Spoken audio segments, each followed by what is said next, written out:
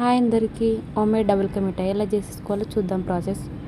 ఇలా బ్రెడ్ని కట్ చేసి పెట్టుకోవాలి. ముందుగానే కట్ చేసి పెట్టుకున్న తర్వాత పాలు మరగబెట్టుకోవాలి. పాలు మంచిగా మరిగేటట్టు చూసుకోవాలి. ఒకవేళ పాలు సరిగ్గా మరగకపోయినాయి అనుకోండి, పాలు వాసన వచ్చింది. పాలు మరిగిన తర్వాత ఇలా బాదం చిన్న చిన్నగా కట్ చేసుకొని పీసెస్ లాగా వేసుకోవాలి. ఇలాచెస్ కూడా వేసుకోవాలి. తీసుకున్న తర్వాత కొద్దిసేపు ఇట్లా కలుపుకోవాలి. ఇంకొక బౌల్ తీసుకొని ఇలా గీ వేసుకొని నేను ఆయిల్ కూడా కలుపుకున్నాను. ఒకవేళ మీరు గీ తింటానంటే ఒట్టి గీ అయినా వేసుకోవచ్చు. కట్ చేసిన బ్రెడ్ని దీంట్లో ఇలా వేసుకోవాలి. బ్రౌన్ కలర్ వచ్చేంత వరకు వెయిట్ చేయాలి. కంప్లీట్గా అన్ని బ్రెడ్ ముక్కల్ని అలాగ రోస్ట్ చేసుకొని తీసుకున్న తర్వాత ఇంకొక బౌల్ తీసుకొని దాంట్లో పాకంకి పెట్టుకోవాలి. నేను ఒక కప్పు వేసుకున్నాను షుగరు, ఇంకో కప్పు వాటర్ వేసుకున్నాను దాంట్లో. ఇంకా అది మరగనించాలి. షుగర్ మొత్తం మరిగేంత వరకు ఇలా తింపుతూనే ఉండాలి, లేకపోతే అడిగంటిద్ది, మొత్తము బ్లాక్ అయిపోయిద్ది. చూడండి పాకం ఇంత ఎన్నఫ్. మరి తీగపాకం చేయొద్దు. తీగపాకం చేసినా కూడా మీకు రాదు సరిగ్గా. చూడండి పాకం ఇంత ఎన్నఫ్. నేను ముందు తెలియకనే మొత్తం పాకం తీగపాకం లాగా చేసినాను, రాలేదు సరిగ్గా. దీంట్లో నేను కొంచెం కలర్ కోసం కలర్ వేసుకున్నాను.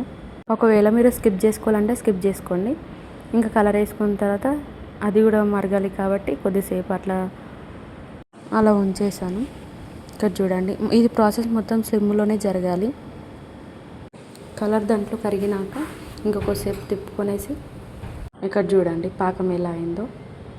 మేము ముందుగానే రోస్ట్ చేసుకున్న ఏదైతే బ్రెడ్ ఉంటుందో బ్రెడ్ దీంట్లో వేసుకుంటే సరిపోయిద్ది. ఇంకా పాకం చూడండి ఎలా వస్తుందో నా చేతికి. ఇంకా బ్రెడ్ దీంట్లో ఒక్కొక్కటిగా నేను ఇలా వేసుకున్నాను. ఇరగొట్టుకోకండి, ఎలా అయినా ఇరిగిపోయిద్ది. కాకపోతే మనం చూడ్డానికైనా కొంచెం మంచిగా ఉండాలి కదా. నేను ఎప్పుడో నా 7th క్లాస్లో ట్రై చేశాను, ఇప్పుడు మళ్ళీ చేస్తున్నాను. ఎలా వచ్చిందో చూడాలి. అన్ని బ్రెడ్ ముక్కల్ని దీంట్లో వేసేసుకోవాలి ఇలాగా. చూడండి పాకం మంచిగా పట్టాలి బ్రెడ్కి, అప్పుడే టేస్ట్ మంచిగా వచ్చింది. ఒకవేళ మీరు దీంట్లో కూడా ఇలాచీలు కలుపుకుంటానంటే ఇలాచీలు కూడా వేసుకోవచ్చు, ఇంకా టేస్ట్ ఎక్కువ వస్తుంది అనమాట. ఇప్పుడు మనం ముందుగానే మరగబెట్టుకున్న పాలు ఉన్నాయి కదా, పాలు దీంట్లో వేసుకోవాలి. ఇంకా వేసుకొని కొద్దిసేపు సిమ్లో పెట్టేసి మూత పెట్టుకుంటే సరిపోయిద్ది. మంచిగా ఇనికిద్ది అనమాట బ్రెడ్కి. కానీ ఇంకా కలిపితే షేప్ పోతుందని చెప్పేసి నేను కలపను కూడా కలపలేదు, అలానే ఉంచాను.